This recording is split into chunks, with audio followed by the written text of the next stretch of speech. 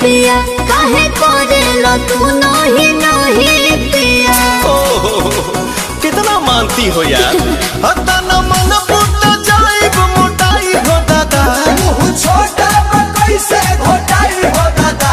अरे आई हो दादा, अरे आई हो दादा, तमे हरी मिलल बिया हमारा के गाई हो दादा।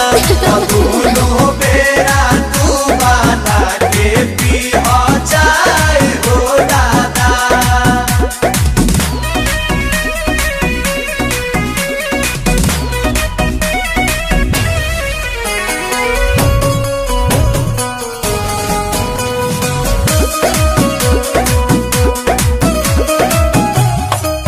मिलत खीरे बाहो पनीरे बाहो, ऐसन वाइफ से लाइफ अमीरे बाहो। भगवान के लिखल तो कदीरे बाहो। बोला बोला का कहे बोए सयाने आई नमकीन के मिठाइया। थोड़ा चटनी भी तहर चुमा लगेला मिठाई हो दादा। भौजी पेड़ भइल सब हलवाई हो दादा।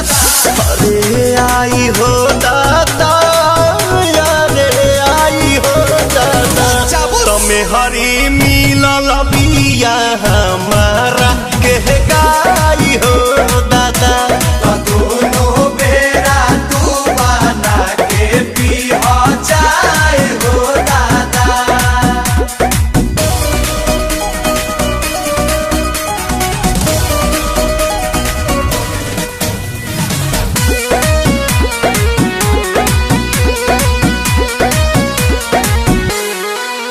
मने आंसू के हो प्रियांशु के हो, ई तो जान ही पवन पे आंसू के हो।